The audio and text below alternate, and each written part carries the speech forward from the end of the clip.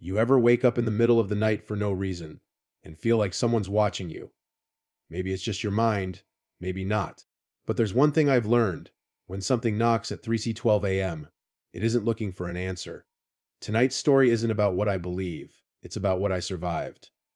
So, turn off the lights and don't look at your door if you hear this sound knock, knock, knock. Because once you listen, it listens back. They say the night is quietest just before dawn. But for me, 3:12 a.m. was never quiet again. That was the minute he knocked. Every night. The same sound, the same rhythm, and the same unbearable silence after. This is not a story I like to tell. But if you've ever been awake at that hour, staring at your door, wondering if someone's really there, you'll understand why I can't keep it inside anymore. I used to think the scariest things in life were in movies. Ghosts, demons, haunted houses, all that felt distant, fictional. But that changed last winter when my family moved into a small house on the edge of town. A quiet, weathered place with a sagging porch and an old maple tree that scraped its branches against the upstairs window whenever the wind blew. It wasn't fancy, but it was ours. It was me, my wife Sarah, and our 7-year-old son Daniel. We'd moved from the city after I lost my job. A fresh start, somewhere cheaper, calmer. The house had a faded charms. Creaky wooden floors, wallpaper that smelled faintly of dust and lemon cleaner, and a furnace that made a low, moaning sound every night as it kicked in. Our first weeks were peaceful. Mornings smelled like coffee and toast. Daniel ran through the hallways laughing, his footsteps echoing. Sarah filled the rooms with candles and soft music while unpacking boxes. We felt safe. The first odd thing that happened seemed almost trivial. One night, around 3 a.m., I woke up thirsty. The house was silent, the kind of silence that presses against your ears. I walked to the kitchen, and as I poured water into a glass, I heard what sounded like 3 soft knocks. Slow, deliberate, from somewhere near the front door. Knock, knock, knock. I froze. We didn't have any neighbors close enough to prank us, and the street was empty at that hour. I waited listening. Nothing. Just the hum of the fridge and the ticking of the wall clock. I checked the porch through the window. No one. The yard light flickered slightly, and I shrugged it off as old wiring. Maybe I'd imagined it. When I mentioned it to Sarah in the morning, she smiled sleepily and said, "You probably heard the pipes. Old house noises." I laughed it off. She was probably right. But 2 nights later, it happened again. 3:12 a.m. Exactly. This time I looked at the digital clock before getting out of bed. I walked to the door again. Slowly, heart beating harder than it should have been. Knock, knock, knock. The sound was the same, calm, steady, as if whoever it was knew I'd be listening. When I looked through the peephole, all I saw was the empty porch. The motion light flicked on, revealing our front steps, the dead maple leaves piled up, and the fog that had rolled in from the fields. Nothing moved. I told myself it was probably some animal bumping into the railing. Or maybe the wind. Still, something about those knocks bothered me. It wasn't random, it was measured, intentional. Days passed. The house felt normal again. I worked odd jobs around town. Sarah volunteered at Daniel's school. But every night, just before bed, I found myself checking the locks twice. Sometimes I'd wake up minutes before 3 a.m. without even setting an alarm. It's strange how quickly fear becomes routine. You stop questioning it. You just adapt. Then Daniel started waking up crying. He said there was a man at his window. When I asked him to describe the man, he said, "I couldn't see him. But I heard him breathing." Sarah told me it was nightmares, that we were probably feeding him our own anxieties about the move. But that night, when I went into his room to calm him, I noticed something odd. The window was slightly open. Not wide enough for anyone to fit through, but just enough to let in the freezing air. I locked it tight. I didn't tell Sarah about that part. The next morning, while leaving for work, I saw faint muddy marks on the porch, almost like bare footprints. Small, uneven, as if someone had stood there for a long time before walking away. I took a photo, but by the afternoon, the sun had dried them out. They were gone. That evening, Sarah laughed at me for showing her the picture. "Maybe it's just from the mailman or a delivery guy," she said. But I could tell she was uneasy. Her eyes lingered on the door a little too long after that. I told myself again, "It's nothing. Just my imagination." But something in my gut didn't believe that anymore. That night, I sat in the living room until 3:12. I kept every light off, the room swallowed in darkness except for the faint blue glow from the clock on the wall. When the time came, the air changed. It got heavier, thicker, colder. My skin prickled like static, and then a knock, knock, knock. I didn't move. I didn't breathe. Because this time, the sound didn't come from the door. It came from inside the house. That night, I sat frozen on the couch, staring at the front door while my pulse thudded in my ears. The knocking had come from behind me, from the hallway leading to Daniel's room. For a long time, I didn't move. I told myself it could have been the pipes again or the wood settling. But deep down, I knew that sound. It wasn't random creaking, it was knuckles. 3 steady knocks, the same rhythm. I finally stood up, my legs trembling. The house was completely dark except for the faint orange glow of the streetlight bleeding through the curtains. Every sound felt amplified. The hum of the refrigerator, the soft buzz of the thermostat, even my own breathing. I walked down the hallway slowly. The floorboards groaned beneath my feet.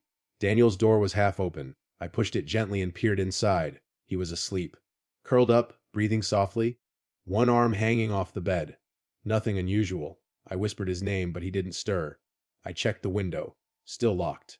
For a second, I almost convinced myself I'd imagined the whole thing. But as I turned to leave, something made my chest tighten. On the wall above Daniel's bed, faint but visible, were 3 small smudges almost like fingerprints. Dark, oily, pressed into the wallpaper in a neat vertical line. I reached out and touched them. They felt cold.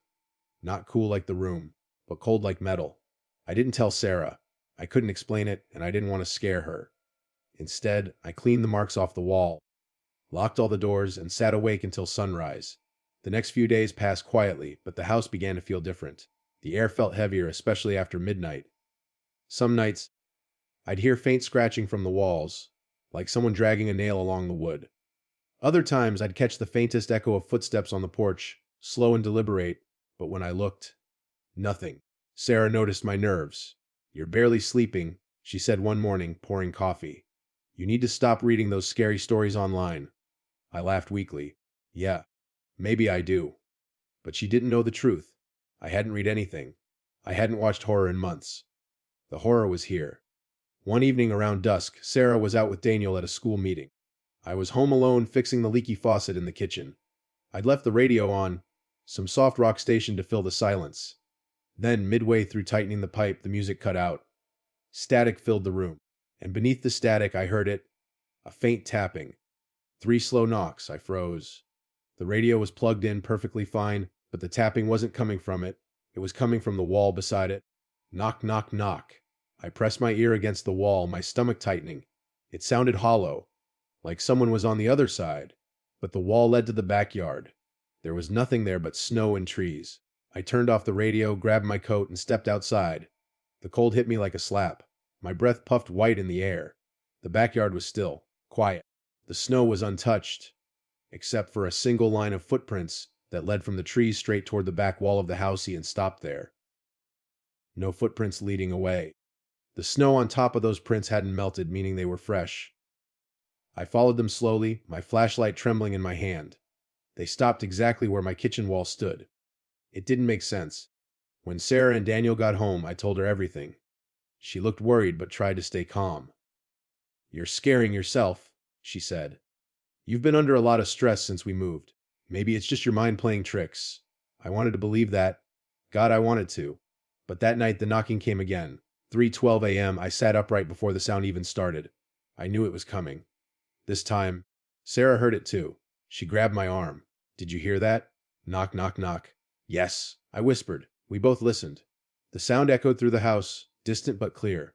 Sarah got up, her face pale, and went to Daniel's room. He was awake, crying softly. "I told you," he sobbed. "He comes every night." Sarah held him close, her eyes meeting mine across the room. For the first time, she didn't say it was pipes or dreams. She believed me. The next day, I checked every inch of the house. Basement, attic, crawl space. Nothing. No signs of intrusion. But when I came back upstairs, Sarah was standing by the front door, holding something small in her hand. "What's that?" I asked. She showed me. It was a nail, long and old, rusted, almost black. She'd found it wedged in the crack of the door frame, right where the knocks always sounded. "I think someone's messing with us," she said, trying to sound brave. But her voice shook. We decided to install a camera that night. A small motion activated one aimed directly at the front door. At 3:12 a.m., the knocks came again. 3 of them. We didn't move. We just waited. The next morning, I checked the footage. The timestamp showed 3:12 a.m. sharp. but the camera didn't show anyone. The light outside flickered, the frame glitched for 3 seconds, and in that moment of distortion, I could swear I saw a faint, dark outline standing at the edge of the porch. And then it was gone. That day, Sarah wanted to call the police. But what would we say?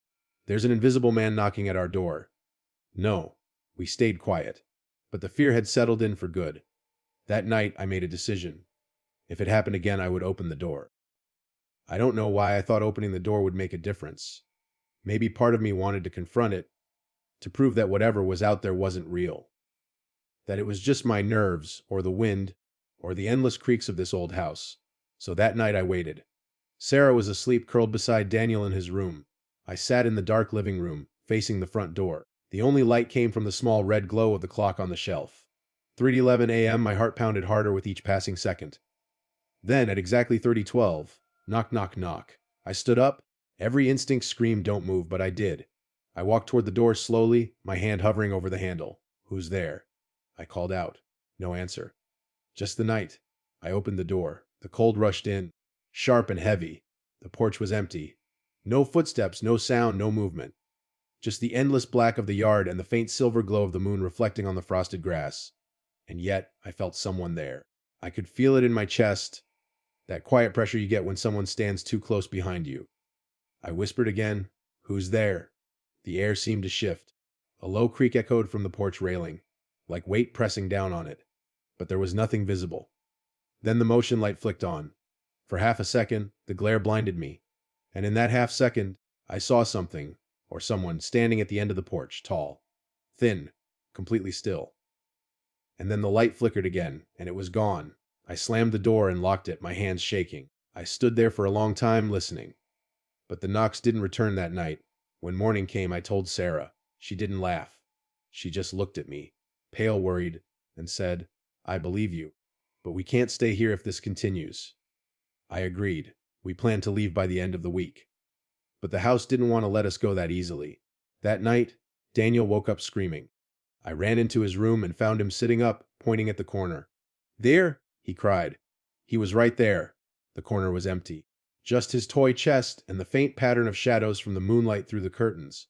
I tried to calm him, but then I noticed something that made my stomach twist. His window latch was broken. Snapped clean off. I checked the outside, no footprints, no signs of forced entry. But the window sill was icy cold, as if it had been open for hours. The next morning, I called a local repairman to fix the latch. He was a quiet older man, mid-50s maybe. As he worked, he said, You're living in the Miller house, aren't you? I nodded. Yeah. Why? He gave a small grunt. Strange place. Last owners moved out in a hurry. Didn't say why. When I asked if he knew anything more, he just said, Old houses keep memories. Some louder than others.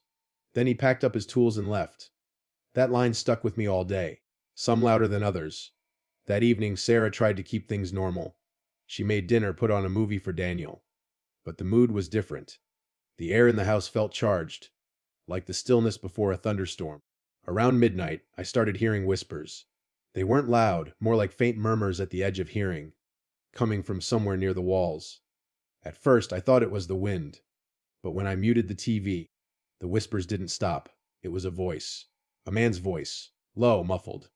Repeating something I couldn't quite make out. I followed the sound down the hall, past Daniel's room, to the small storage closet near the stairs. The whispers stopped the moment I touched the door handle. I opened it slowly. Nothing inside except old coats, boxes, and the smell of damp wood. But when I turned to close it, I heard breathing, right behind me. Deep, slow, like someone standing inches from my ear. I spun around, nothing there. That was the first time I felt real terror. Not the kind you imagine, but the kind that changes your body. Cold sweat, shaking hands, dry mouth. I didn't sleep that night. The next morning, I checked the camera footage again. 3:12 a.m., same timestamp. But this time, something new appeared. The door handle moved. 3 times, in rhythm with the knocks.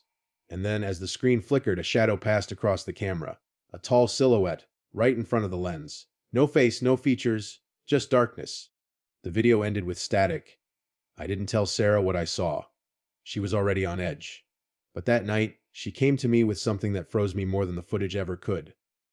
She said she'd been hearing it too. Not the knocks. A voice, whispering her name.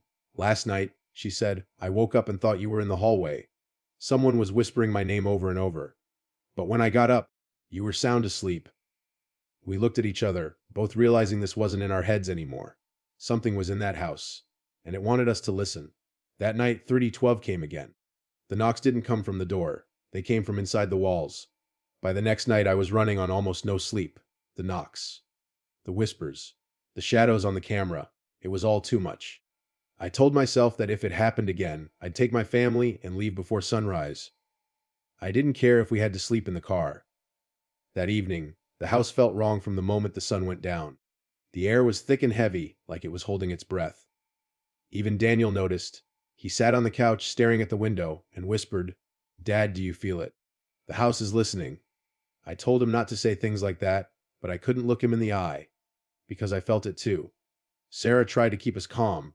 She made hot chocolate, turned on all the lights, even played soft music to fill the silence. But the warmth didn't help. The shadows seemed to move slower along the walls, like they were watching us. By midnight, the tension was unbearable. Every little sound made us flinch. The tick of the clock, the creak of the ceiling, the wind against the siding. Then the furnace shut off. Just stopped. The sudden silence was deafening. The house went cold almost instantly. Sarah checked the thermostat. "It's still on," she said, confused. That's when Daniel started crying. "He's here?" he said. "He's in the walls." I told him to stay close to his mom. I grabbed the flashlight and checked the vents, the basement, everywhere. The air smelled strange, like wet earth and rust. When I came back upstairs, Sarah was standing in the hallway, frozen. "What?" I asked. She pointed at the front door. The lock was turning slowly, back and forth. The metal clicked softly over and over. My heart dropped. "Sarah, take Daniel and go to the bedroom," I said. "No." She hesitated, but then scooped him up and ran. I stood staring at the door, the flashlight trembling in my hand. The knob twisted once more, and then knock, knock, knock. 3 sharp hits. Louder than ever before, the sound rattled through the wood, echoing down the hallway. "Who's there?" I shouted. Silence. Then a voice, low, breathy. Almost human. You opened it once, open it again. The flashlight flickered. My mouth went dry. I stepped back, my breath visible in the freezing air. Suddenly, Daniel screamed from the bedroom. I dropped the light and ran. He was pointing at the closet, crying, "He's in there! He's in there!"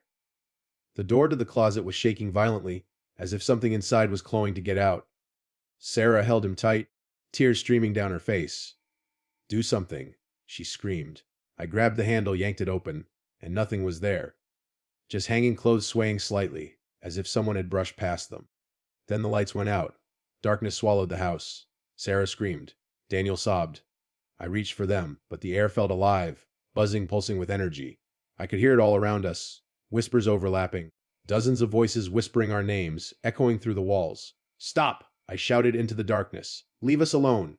And then, out of nowhere, a shriek. Not human. High-pitched, ragged, full of hate. It came from the hallway. I turned toward the sound, barely seeing the outline of the doorway. A shadow was there, tall, distorted, like it was growing out of the darkness itself. I could see the shape of a head, a shoulder, long arms dragging along the walls. It moved toward us. I slammed the bedroom door and pushed a dresser against it. The knocking started again. Only this time, it wasn't 3 soft taps. It was pounding. Violent. Each hit shaking the wood, making Daniel scream louder. Sarah was on the phone with the police, shouting into the receiver. "Please! Someone's in our house!" Static. Only static. The pounding stopped. Silence filled the room again. Then, faintly, from behind the dresser, a slow scratching sound began. Long, deliberate strokes of nails dragging down the wood. I held Sarah's hand and whispered, "Don't move." Minutes passed like hours. Then, from the other side of the door, a voice, soft, calm, almost mocking, whispered, "You can't leave now." That was the breaking point. I threw open the window, lifted Daniel out first, then helped Sarah climb through. I went last, landing in the snow outside. The air burned my lungs with cold. We ran to the car. I fumbled with the keys, hands shaking so hard I could barely fit them into the ignition. When the engine finally roared to life, I hit the gas and didn't look back. From the rearview mirror, the house stood in silence.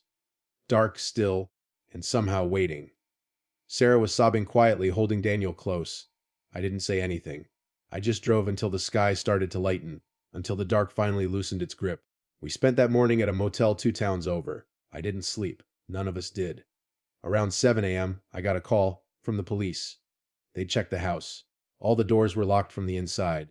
No signs of forced entry. Nothing missing. But they did mention one thing. The officer said, "There's something strange you might want to know. Every clock in your house, every single one, stopped at 3:12 a.m. We didn't go back to the house that day, or the day after." The police said there was nothing to investigate, no signs of break-in, no damage except for the dresser I'd pushed against the door. To them, it looked like a family panicked in the middle of the night for no reason. But we knew better. Sarah refused to even talk about it. Every time I mentioned the house, she'd shake her head, her eyes distant. Daniel didn't sleep for days. He'd wake up screaming, convinced someone was knocking at the motel door. We moved again 2 weeks later. A small apartment on the other side of the state. New town, new job, new everything. I thought maybe distance would erase what happened, that the knocking belonged to that place, not to us. For a while it worked. Life started to feel almost normal again. Sarah began laughing more. Daniel made new friends at school. I even started sleeping through the night. Then one evening, about 3 months after we moved, I came home late from work. Sarah and Daniel were already asleep. The apartment was quiet, warm. For the first time in a long time, I felt peace. I poured myself a drink and sat on the couch. Outside, the wind rattled the balcony railing. I was half dozing when I noticed something odd.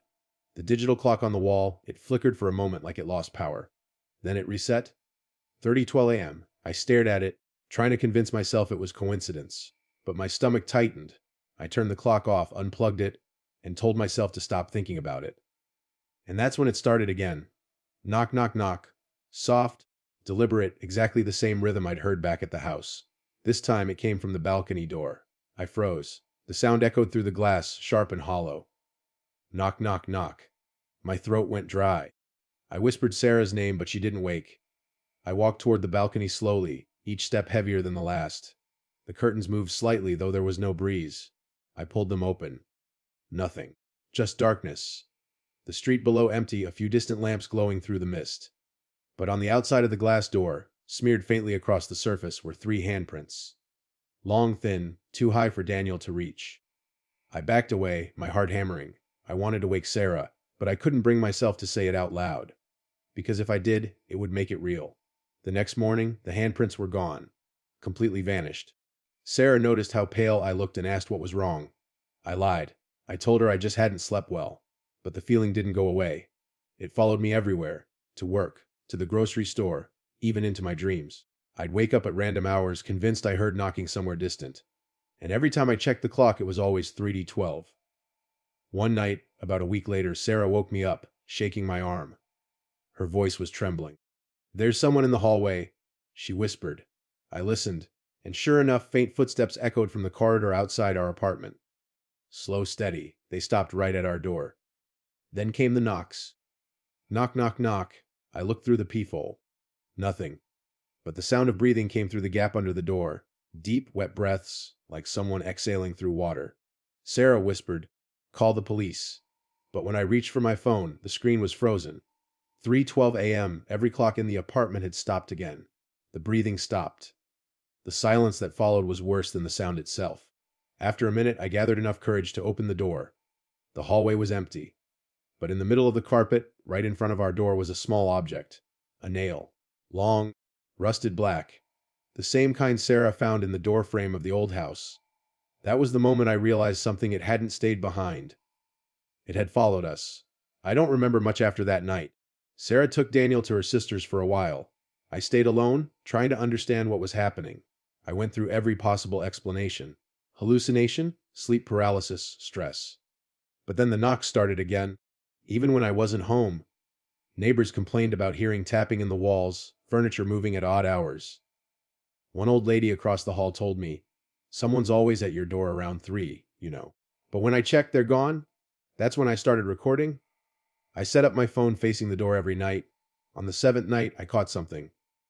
At exactly 3:12 a.m., the camera picked up 3 knocks. The frame shook slightly with each one. Then a tall shadow stretched across the door. Not approaching, just standing there, perfectly still. When I reviewed the footage the next morning, I noticed something else. After the shadow disappeared, I could see my own reflection faintly in the glass of the picture frame behind me. And standing directly behind me was another reflection. A figure.